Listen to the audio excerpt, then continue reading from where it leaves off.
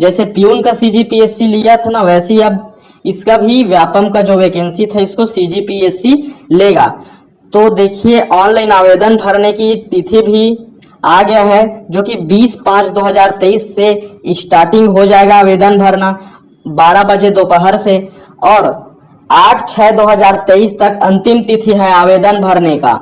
तो आप लोग सचेत रहिएगा, इस टाइम पीरियड के बीच में भर लेना, ठीक है। 8 तारीख तक जाने मत देना। इसमें भी यदि किसी का त्रुटि हो गया होगा तो सुधार के लिए 9 से 10 तारीख तक के बीच में दिया हुआ है, और यदि आप लोग लेट करेंगे तो 11 से 12 तारीख तक का लेट होगा, लेकिन 500 रुपए एक्स्ट्रा फीस शुल्क आप लोग से लिया जाएगा। तो ये सब का नौबत नहीं आना चाहिए। आप लोग इस टाइम पीरियड में सही से फॉर्म फिल कर लेना। और रही बात इसका एग्जाम डेट का, तो एग्जाम डेट जो डेट मैं आप लोग को बताया हूं उसी टाइम में इसका एग्जाम भी होगा, ठीक है।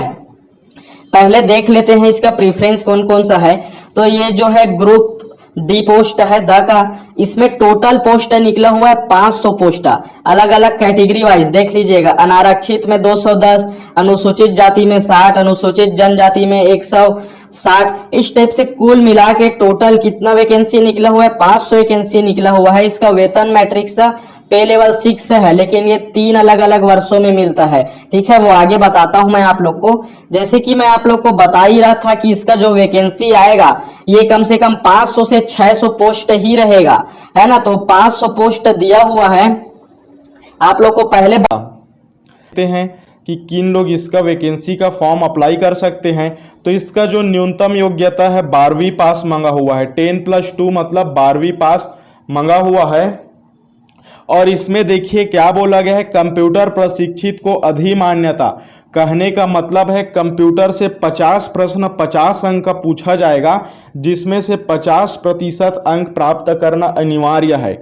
मतलब कि यदि आप लोग को कंप्यूटर का 50 प्रश्न पूछा जाएगा तो इसमें से 25 प्रश्न सही करना कंपलसरी है। यदि आप लोग 25 प्रश्न सही नहीं कर पाए, ठीक है, पहले ही फेल कर दिया जाएगा, बाकी का आगे का पेपर चेक नहीं होगा। तो मतलब 25% लाना कंपलसरी है, ठीक है। 25% नहीं, 25 नंबर मतलब 25 प्रश्न सही करना आप लोग को, ठीक है। और ये 3 वर्ष का जो एज है 21 साल है, ठीक है। इसका जो एज है वो 21 साल है न्यूनतम एज, और मैक्सिमम एज 35 साल है। इसका भी अलग अलग कैटेगरी में अलग अलग छूट दिया हुआ है, जो इस साइड लिखा हुआ है। ये टेलीग्राम पे पीडीएफ अपलोड कर दूंगा, आप लोग देख लीजिएगा। इसका सिलेबस हुआ है, जो व्यापम का सिलेबस है सेम उसी के अनुसार सिलेबस दिया गया है। देखते हैं, पहले पैटर्न देख लीजिए। वास्तुनिष्ठ प्रश्न रहेगा, ऑब्जेक्टिव टाइप का 150 अंक का रहेगा, 150 प्रश्न रहेगा, ठीक है। सभी में माइनस मार्किंग भी है, कितना 1/3 अंक माइनस मार्किंग है इसका, है ना। आगे देखते हैं, तो इसका जो सिलेबस दिया हुआ है पहले भी देख चुके हैं। कंप्यूटर से 50 अंक का 50 प्रश्न पूछा जाएगा, 25 अंक प्राप्त करना अनिवार्य है, अन्यथा आप लोग पहले से फेल हो जाएंगे। ये सभी टॉपिक के बारे में दिया हुआ है, जो कि लगभग कवर कराने के कगार पे हैं हम लोग, है ना। हिंदी से 10 प्रश्न पूछा जाएगा, गणित से 20 प्रश्न पूछा जाएगा, अंग्रेजी से भी 10 प्रश्न पूछा जाएगा, ठीक है। इंग्लिश से इधर नीचे में दिया है, इंग्लिश से 10 प्रश्न पूछा जाएगा। बाकी टॉपिक तो आप लोग को पता है, पहले भी बता चुका हूं। सभी लोग के पास सिलेबस का प्रिंट आउट होना चाहिए, ठीक है। सामान्य ज्ञान से 15 अंक का 15 प्रश्न पूछा जाएगा, जिसमें याद रखना सामान्य ज्ञान बोला है तो ये केवल भारतीय राजनीतिक व्यवस्था है, ठीक है। भारतीय इतिहास है ना कि छत्तीसगढ़ का, भारत का भूगोल है। और देखिए जो भूगोल है इसमें छत्तीसगढ़ का भी भौगोलिक पर्यावरण शामिल है ना।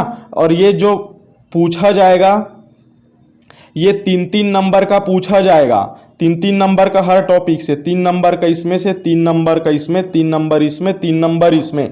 तो इसमें का जो इनपुट आउटपुट रेशियो है वो ठीक नहीं है, तो इस सब्जेक्ट को लास्ट में पढ़ना है। बाकी रणनीति वाले वीडियो में आप लोग को बताया हूँ।